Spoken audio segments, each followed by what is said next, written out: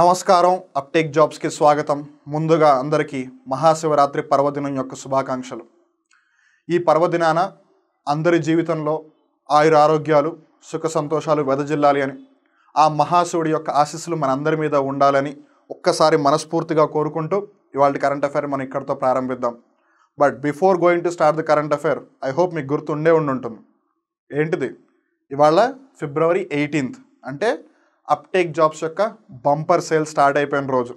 మీరు ఈ వీడియో ఒకవేళ లేట్గా చూస్తున్నట్టయితే గుర్తుపెట్టుకోండి, February 18th అంటే ఎప్పుడైతే February 17 నైట్ 12 o'clock క్రాస్ అవుతుందో అప్పటి నుంచి ఆఫర్ స్టార్ట్ అయిపోయింది. సో ఆ విషయాన్ని జాగ్రత్తగా గుర్తుపెట్టుకోండి. ఈ ఆఫర్ February 25, 2023 అంటే వచ్చే శనివారం దాకా కూడా ఈ ఆఫర్ రన్ అవుతుంది.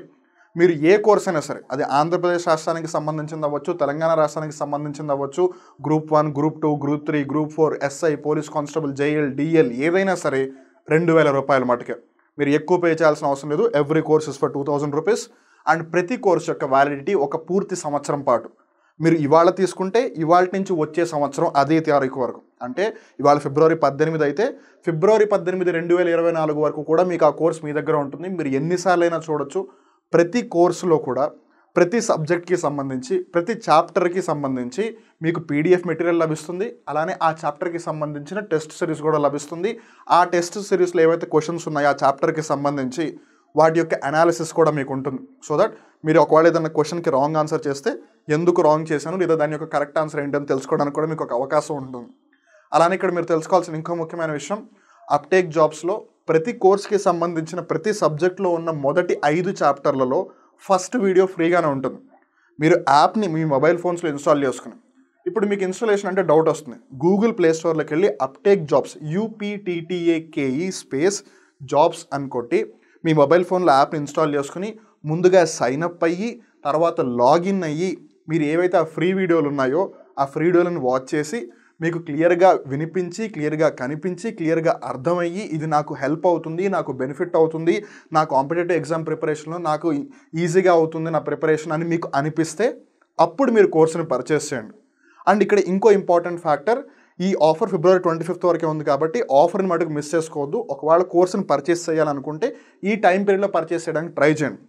కొంతమంది అన్ఫార్చునేట్లీ ఆఫర్ని లాస్ట్ టైం కండక్ట్ చేసినప్పుడు మిస్ అయ్యారు. వాళ్ళ తర్వాత 4000 రూపీస్కి పర్చేస్ చేసి సార్ మేము తెలియకుండా ఆ కోర్సుని 4000 రూపీస్కి పర్చేస్ చేసామని అన్నారు. We are extremely sorry for that. But ఈసారి ఆ ఆఫర్ పీరియడ్ని మటుకు మిస్ అవ్వద్దు. అలానే అప్టేక్ జాబ్స్ మీ అందరూ కూడా మీరు ఏ ఎగ్జామ్ రాసినా సరే, ఇర్రెస్పెక్ట్ అది చిన్న ఎగ్జామా పెద్ద ఎగ్జామా, ఎక్కువ మంది రాస్తున్నారా తక్కువ మంది రాస్తున్నారా సంగతి పక్కన పెట్టండి. ఇది మీ జీవితానికి సంబంధించింది. సో మీ జీవితానికి సంబంధించిన వరకు కూడా ఏ ఎగ్జామ్ కూడా చిన్నది పెద్దది అని ఉండదు. Exam is just an exam. జీవితం దీనికన్నా పెద్దది. అది కన్సిడర్ చేస్తూనే ఈ ఎగ్జామ్ మీ జీవితంలో ఒక ముఖ్యమైన భాగం కూడా పోషిస్తుంది కాబట్టి దాన్ని కూడా కన్సిడర్ చేయండి. So it's like a mutual thing. So me preparation సక్రమంగా జరగాలి అని, మీరు ఏ ఎగ్జామ్ అయితే క్లియర్ చేయాలనుకుంటున్నారో ఆ ఎగ్జామ్ క్లియర్ చేయాలని మనస్ఫూర్తిగా కోరుకుంటూ మీ అందరికీ ఆల్ ద వెరీ బెస్ట్. మరొక్కసారి అందరికీ మహాశివరాత్రి పర్వదినాన అందరికీ ఆ పండుగ యొక్క శుభాకాంక్షలు. ఆ శివుడి యొక్క ఆశీస్సులు మనందరి మీద ఉండాలి. మనందరం జీవితంలో సుఖంగా హాయిగా సంతోషంగా అభివృద్ధి అవ్వాలి అని చెప్పి కోరుకుంటున్నాం. So let's begin today's current affair. Ustad Bismillah Khan Yuva Puraskar. ప్రపంచంలో షహనాయ్ అనే సంగీత వాయిద్యం పేరు ఎక్కడ వినిపించినా సరే వెంటనే గుర్తొచ్చే పేరు ఉస్తాద్ బిస్మిల్లా ఖాన్. ఎలా అయితే క్రికెట్ యొక్క గాడ్ అంటే సచిన్ టెండూల్కర్ గారు గుర్తొస్తారో, కవర్ డ్రైవ్ అంటే విరాట్ కోహ్లీ ఎలా గుర్తొస్తాడో, హెలికాప్టర్ అంటే మహేంద్ర సింగ్ ధోని ఎలా గుర్తుకొస్తాడో, బాలీవుడ్ బాద్షా అంటే షారుఖ్ ఖాన్ ఎలా గుర్తొస్తాడో, సూపర్ స్టార్ అంటే రజనీకాంత్ ఎలా గుర్తొస్తారో, అలానే బిగ్ బి అంటే అమితాబ్ బచ్చన్ గారు ఎలా గుర్తొస్తారో, అలానే షహనాయి అంటే ఉస్తాద్ బిస్మిల్లా ఖాన్ గారు కూడా అలానే గుర్తొస్తారు. ఉస్తాద్ బిస్మిల్లా ఖాన్ గారి యొక్క పేరు మీద ఈ పురస్కారాన్ని ఇస్తున్నారు. ఈ పురస్కారం యొక్క ముఖ్య ఉద్దేశం ఏంటి, లేదు ఎవరికి బహుకరిస్తారు, దాని యొక్క ఎలిజిబిలిటీ క్రైటీరియాస్ ఏంటి, అవన్నీ తెలుసుకుందాం. But before going in to the details let me start with an interesting fact. Ustad Bismillah Khan గారి యొక్క అసలు పేరు కమరుద్దీన్ ఖాన్. చాలామందికి ఈ విషయం తెలియదు. మరి ఆయనకి బిస్మిల్లా ఖాన్ అనే పేరు ఎక్కడి నుంచి వచ్చిందన్న ఆశ్చర్యం చాలామందిలో ఉంటుంది. That's a very interesting story to know. ఎప్పుడైతే కమరుద్దీన్ ఖాన్ గారు పుట్టారో వాళ్ళ తాతగారు ఆయన్ని చేతుల్లోకి ఎత్తుకుని బిస్మిల్లా అని అల్లాని ఒకసారి ప్రార్థించారనమాట. ఆయన బిస్మిల్లా అనే మాట అనగానే అప్పటి నుంచి అందరూ ఆయన్ని బిస్మిల్లా అని పిలవడమే మొదలు పెట్టేశారు. సో ఆ విధంగా ఆయన పేరు ఉస్తాద్ బిస్మిల్లా ఖాన్ అయిపోయింది. సో ఏదైతేనే ఇంతకీ ఈ పురస్కారం ఎప్పటి నుంచి స్టార్ట్ చేశారు, కాంపిటేటివ్ ఎగ్జామ్స్ దృష్టి ఎటువంటి ప్రశ్న అడగచ్చు, ఇవన్నీ కూడా మనం ఈ వీడియోలో డిస్కస్ చేద్దాం. వెల్, ఏంటి క్వశ్చన్ ఆఫ్ ద డే లేదని ఆలోచిస్తున్నారా? డోంట్ వరీ, ఇవాళ కొంచెం ట్విస్ట్. క్వశ్చన్ వీడియో లాస్ట్లో ఉంటుంది, సో వీడియోని చివరి దాకా చూడండి. Well, talking about Ustad Bismillah Khan Yuva Puraskar, the award is presented by Sangeet Natak Akademi. సో ఈ పురస్కారాన్ని బహుకరించేది ఎవరు, ప్రదానం చేసేది ఎవరు అంటే Sangeet Natak Akademi to artist in the field of dance, music and drama. అంటే నాట్యం అవ్వచ్చు, సంగీతం అవ్వచ్చు, అలానే నాటకం అవ్వచ్చు. ఈ 3 రంగాలకి సంబంధించిన ఎవరైతే ప్రదర్శనకారులు అవ్వచ్చు, ప్రముఖులు అవ్వచ్చు, వాళ్ళకి ఈ బహుమతిని ప్రదానం చేస్తారు, లేదా ఈ పురస్కారాన్ని ప్రదానం చేస్తారని చెప్పొచ్చు. సో ఎవరిస్తున్నారు? Sangeet Natak Akademi. Very important. It is presented annually to artist below the age of 40. ఇది కూడా చాలా ఇంపార్టెంట్. ఈ ఉస్తాద్ బిస్మిల్లా ఖాన్ యువ పురస్కారం ఏదైతే ఉందో సంవత్సరానికి ఒకసారి ప్రదానం చేస్తారు.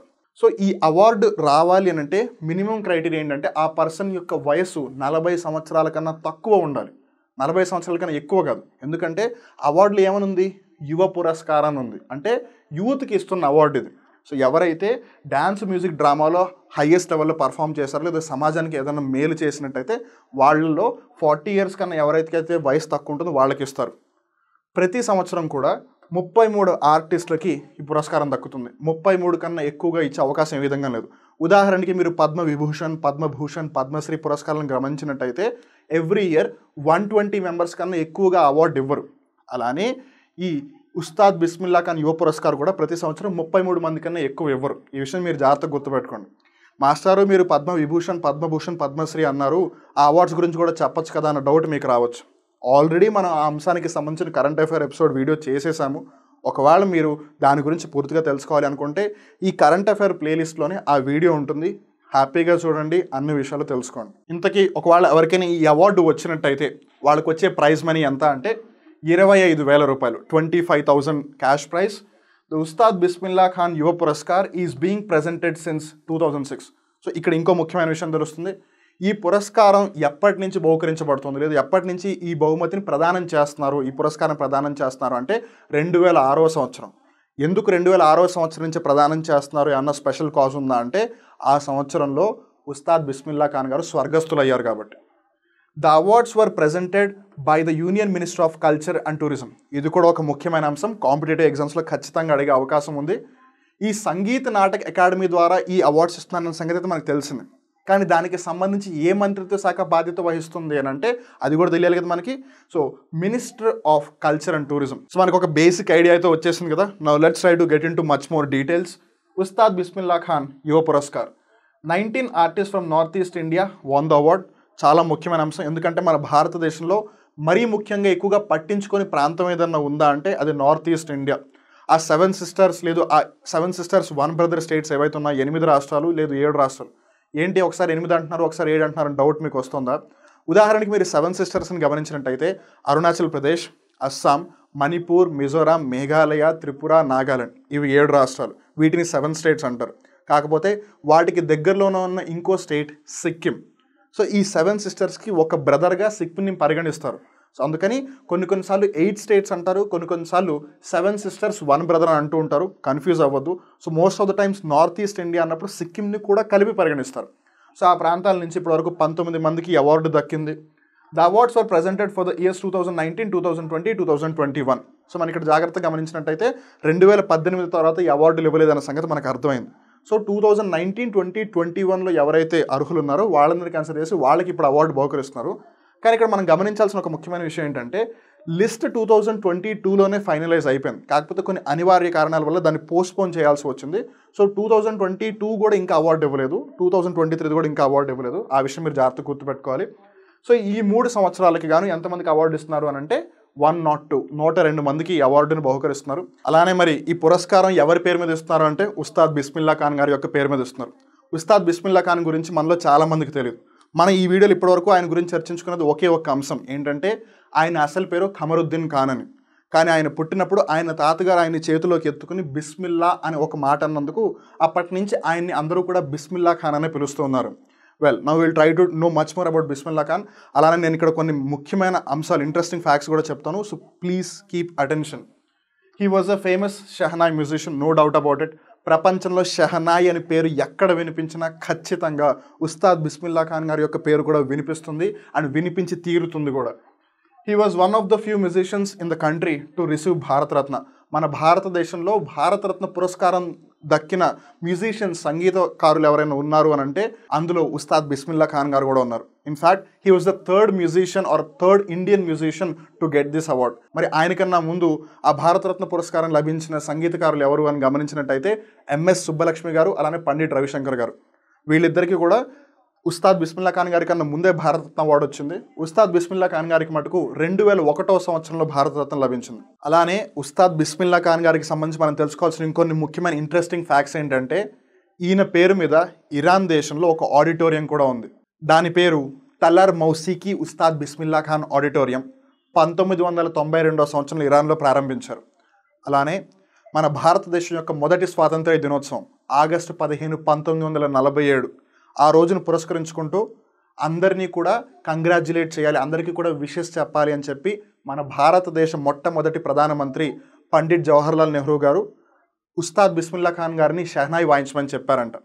అలానే మన భారతదేశం యొక్క మొట్టమొదటి గణతంత్ర దినోత్సవం అంటే 26 జనవరి 1950న మీరు ఖచ్చితంగా షెహనాయి ప్లే చేయాలని చెప్పి ఉస్తాద్ బిస్మిల్లా ఖాన్ గారిని రిక్వెస్ట్ చేస్తే ఆయన వచ్చి ప్లే చేశారు. In fact the most important thing is ఇప్పటికీ కూడా ఆ మ్యూజిక్ని అలానే ప్లే చేస్తూ ఉన్నారు కూడా. That clearly tells the importance, that clearly tells the mark that has been created by Ustad Bismillah Khan garu. Now let's try to talk about Sangeet Natak Akademi. ఎందుకు ఈ ఉస్తాద్ బిస్మిల్లా ఖాన్ యువ పురస్కార్ ఏదైతే ఉందో దానిని ప్రదానం చేసేది సంగీత్ నాటక్ అకాడమీయే కదా. It was established by the education ministry of India in 1952. కాకపోతే ప్రస్తుతం ministry of culture and tourism ద్వారా ఈ అవార్డు ప్రదానం చేయబడుతుంది. ఆ విషయం కూడా జాగ్రత్తగా గుర్తుపెట్టుకోండి. The main objective of the academy is to promote and preserve the cultural heritage of the country. మన భారతదేశం యొక్క ఆచార వ్యవహారాలు అలానే సాంస్కృతిక సాంప్రదాయాలు ఏవైతే ఉన్నాయో అది ఏ విధంగా అయినా అవ్వచ్చు, కళల రూపంలో అవ్వచ్చు, సంగీత రూపంలో అవ్వచ్చు, నాట్య రూపంలో అవ్వచ్చు, నాటక రూపంలో అయినా అవ్వచ్చు, వాటన్నిటిని కూడా మనం కాపాడుకోవాలి. ఎందుకంటే అది మన సంపద, మన చారిత్రాత్మక సంపద, మన భూతకాలం అది.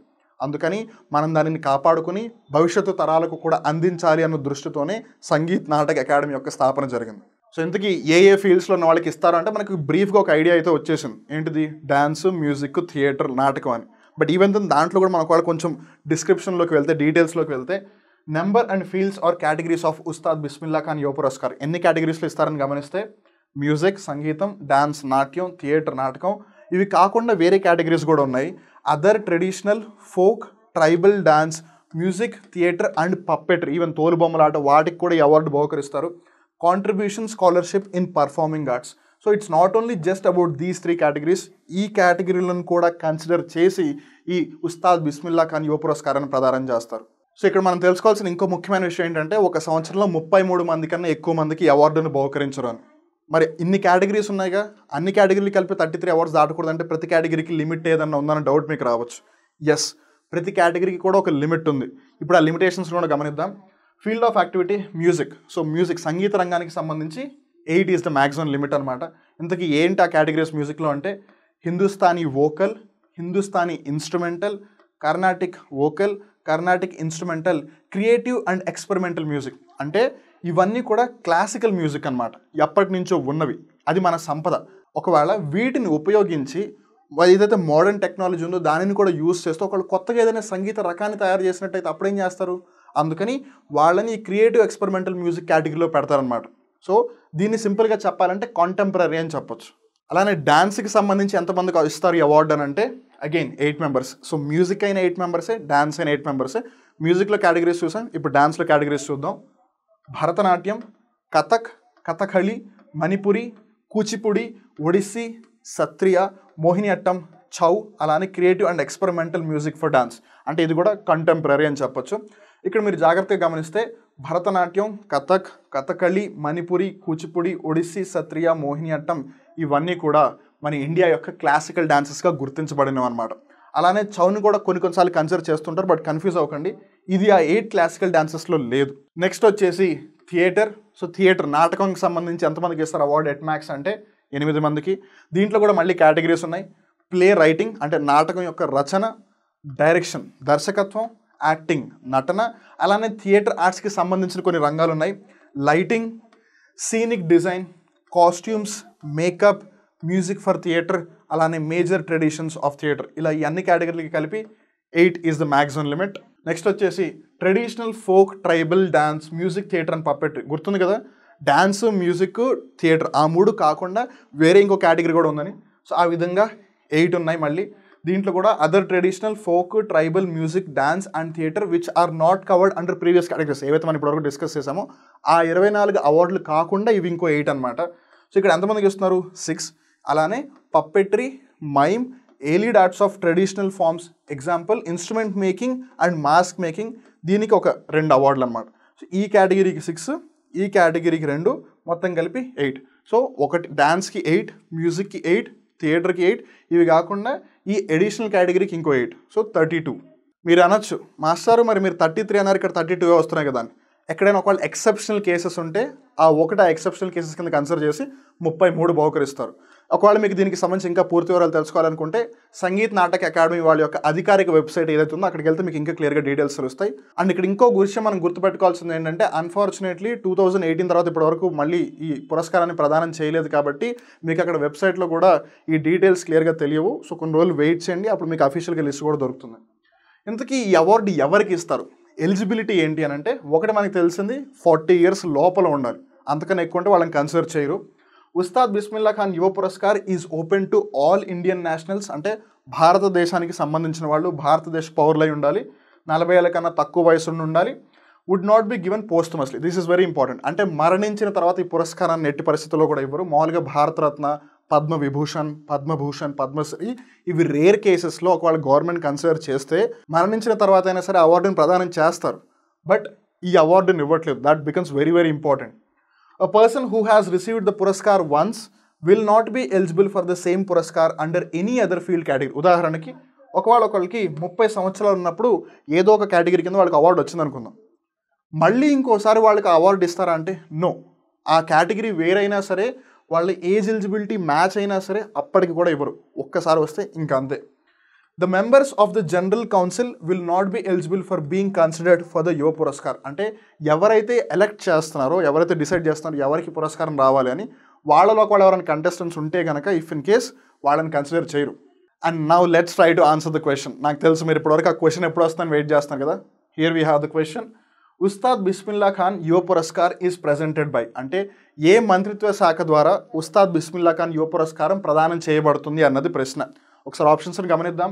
మినిస్ట్రీ ఆఫ్ ట్రైబల్ అఫైర్స్, గిరిజన మంత్రిత్వ శాఖ, మినిస్ట్రీ ఆఫ్ యూత్ అఫైర్స్ అంటే యువజన మంత్రిత్వ శాఖ, ministry of home affairs, ministry of culture. మనం ఇందాకే తెలుసుకున్నాము, మినిస్ట్రీ ఆఫ్ కల్చర్ ద్వారా సంగీత నాటక అకాడమీ ఈ పురస్కారాన్ని ప్రదానం చేస్తుంది.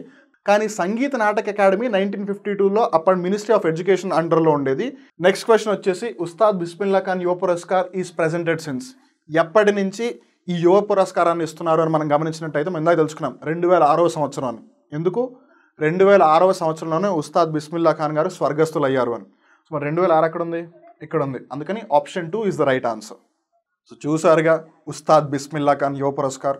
గుర్తుపెట్టుకోండి, మనం షహనాయ్ అన్నప్పుడల్లా సరే ఉస్తాద్ బిస్మిల్లా ఖాన్ గారి పేరు ఖచ్చితంగా గుర్తొస్తుంది. That's the impact that he has created for himself and for the musical instrument shehnai. So మీరు కూడా మీ జీవితంలో చేస్తే ఏదైనా పని అలానే చేయండి. ఆ పని చేస్తే వాళ్ళే చేయాలి, లేకపోతే ఎవరు చేసినా సరే ఆ లెవెల్ రీచ్ అవ్వలేము అనే విధంగా స్టాండర్డ్స్ని సెట్ చేయండి. మేబీ నేను మ్యూజికల్ ఇన్స్ట్రుమెంట్స్ని ప్లే చేయలేను అలా అని కాదు. ఏ పని కూడా చిన్న పెద్ద అని ఏమీ ఉండదు. పని ఈజ్ పని, వర్క్ ఈజ్ వర్క్. మీరు ఎంత నిబద్ధతతో, ఎంత డిటర్మినేషన్తో, ఎంత డెడికేషన్తో ఆ పని చేస్తున్నారా అనేది డిసైడ్ అవుతుంది. కానీ మీరు చిన్న పని చేస్తున్నారా, పెద్ద పని చేస్తున్నారా అని కాదు. బికాస్ పని ఎవరు చేసినా వాళ్ళు అదే పని చేస్తారు కాబట్టి. It's only the effort which matters. So on that note, wishing everyone all the very best and wishing everyone happiness throughout their life. అందరి ఆరోగ్యం బాగుండాలి, అందరూ సుఖంగా, హాయిగా, సంతోషంగా, ఆరోగ్యంగా, వాళ్ళ కుటుంబంతో, వాళ్ళతో అందరూ పర్సనల్గా కూడా చాలా హాయిగా ఉండాలని కోరుకుంటూ ఇక్కడితో వాళ్ళ కరెంట్ అఫైర్ ఎపిసోడ్ ముగుస్తుంది. మళ్ళీ ఇంకో రోజు ఇంకో కొత్త కరెంట్ అఫైర్ ఎపిసోడ్లో కలుద్దాం. అప్పటి వరకు చూస్తూనే ఉండండి అప్టేక్ జాబ్స్. మిమ్మల్ని మీరు అప్డేట్ చేసుకుంటూ ఉండండి. నేను మీ వివేక్. నమస్కారం.